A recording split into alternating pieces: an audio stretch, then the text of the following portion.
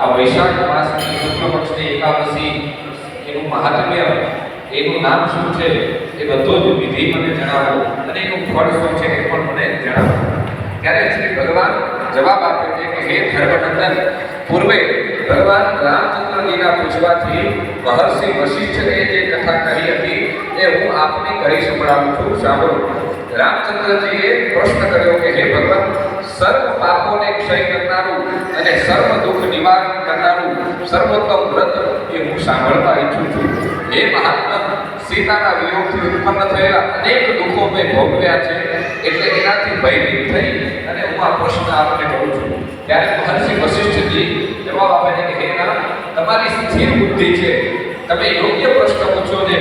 તમારું નામ માત્ર લેવાથી જ મનુષ્ય પવિત્ર થાય છે, છતાં લોક કલ્યાણની ભાવનાથી આ ખૂબ જ સર્વોત્તમ અને અતિ પવિત્ર વ્રત તમને જણાવું છું. હે રામ, આ વૈશાખ માસની શુક્લ પક્ષની એકાદશી એ મોહિની એકાદશી તરીકે પ્રસિદ્ધ છે. એ વ્રતથી મોહ જાળમાંથી મુક્ત થવાય છે અને પાપનો ક્ષય કરનારી એકાદશી છે. એટલે હે રામ, તમારા જેવા એ પાતકોનો ક્ષય કરનારી અને મહાદુઃખ વિનાશની એકાદશી અવશ્ય કરવી જોઈએ. એનો પુણ્ય કથા તમે સ્થિર ચિત્તે સાંભળો. સરસ્વતી નદીના રમ્ય દીપ પર પવિત્ર ભદ્રાવતી નામની નગરી હતી. એમાં સોમવંશી રાજા દ્યુતિમાન વિરાજમાન હતો. એ દ્યુતિમાન એ સત્ય પ્રતિજ્ઞ હતો અને એ ધન ધાન્યથી સમૃદ્ધ પુણ્ય કરનારો. એને ત્યાં એક ધનપાલ નામનો વૈશ્ય વસતો હતો. એને પ્રભા, અન્ન, વસ્ત્ર, ધર્મશાળા, તળાવ, ઉપવન આદિ પુણ્યમય લોક કાર્યો કર્યા હતા. એ શાંત અને વિષ્ણુ ભક્તિમાં પરાયણ રહેનારો વેપારી હતો. એને સુમના, દ્યુતિમાન, મેધાવી સુકૃતિ અને દુષ્ટબુદ્ધિ નામના 5 પુત્રો હતા. એમાં 5મો પુત્ર દુષ્ટબુદ્ધિ એ મહાપાપી હતો. એ બાળક વનિતાઓની સાથે સંગી અને લંપટ વીરોનો સાથી હતો. એ દ્યુત, વ્યસન અને પસ્ત્રી લંપટ હતો. કદાપી દેવ, અતિથિ, વૃદ્ધ, પિતૃઓ કે બ્રાહ્મણોનો આદર કરતો નહીં. એ અન્યાય કરનાર, દુષ્ટાત્મા અને પિતૃદ્રવ્યનો ક્ષય કરનાર, અભક્ષ્યનું રક્ષણ કરનાર અને સદા સુરાપાન કરનાર હતો. એક સમયે એક સ્ત્રીના ગળામાં હાથ નાખી અને ચોટા છેડેચોટમાં ભૂખતો હતો. ત્યારે એના પિતાએ એને જોયો. એટલે એને ઘરમાંથી કાઢી મૂક્યો. સ્વજનોએ પણ તેનો ત્યાગ કર્યો. કાલક્રમે એના શરીર પરના આભૂષણો વેચાઈ ગયા અને સઘળું દ્રવ્ય નષ્ટ થયું. ત્યારે એ સ્ત્રીએ પણ તેની ભર્ત્સના કરી અને ઘરેથી આંખે કાઢ્યો. એ સમયે એના દેહ પર પૂરા કપડાં પણ ન હતા. એક સુધાર્થી પીડિત હતો. એટલે વિચારવા લાગ્યો કે હવે શું કરું, ક્યાં જાઉં, કેવી રીતે જીવન ધારણ કરું.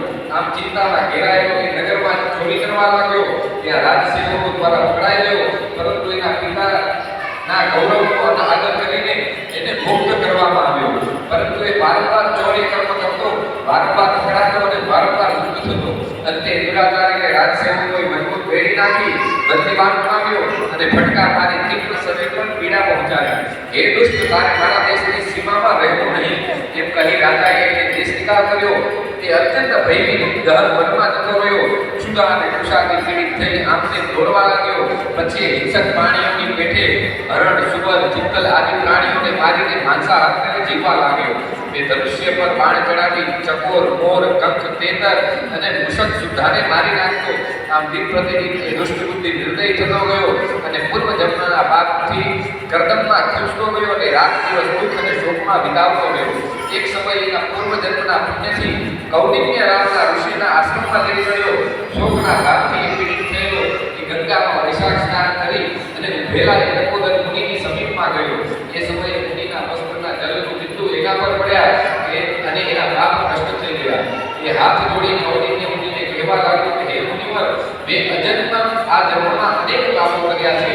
મારી પાસે દ્રવ્ય નથી, એટલે દ્રવ્ય નહીં થાય તેવું પ્રાયશ્ચિત્ત મને જણાવો. ઋષિ બોલ્યા કે સાંભળ, તું એક થઈને સાંભળ, તારા પાપનો ક્ષયનો ઉપાય બતાવું છું. વૈશાખ માસની શુક્લ પક્ષની મોહિની એકાદશીનું વ્રત કર. એ વ્રત દશમીના દિવસે ધારણ કરવું, દશમીના દિવસે એક સમય ભોજન લેવું, એકાદશીના દિવસે ઉપવાસી રહેવું, અન્ન જળ કઈ ત્યાગ કરવો અને એકાદશીની રાતનું જાગરણ કરી ભગવાન શ્રી હરિનું સ્મરણ કરવું. બીજે દિવસે દ્વાદશીના દિવસે એ વ્રત છોડવું, એક સમય ભોજન કરી અને આ રીતે આ એકાદશીનું વ્રત કરવું. એ એકાદશીના ઉપવાસ કરવાથી મનુષ્યોના મેરુ જેવા પાપ પણ નષ્ટ થાય છે.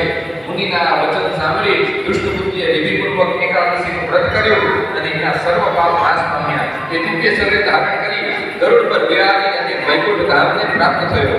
હે રામચંદ્ર, આમ અજ્ઞાન અને મોહનો નાશ કરનારું આ મોહિની એકાદશીનું વ્રત છે. આનાથી ઉત્તમ અને ત્રિલોકમાં અન્ય કોઈ વ્રત નથી. અન્ય વ્રતો એ કરવા માટે આવશ્યક નથી, પણ એકાદશીનું વ્રત ફરજિયાતપણે દરેકને કરવા માટે કહ્યું છે.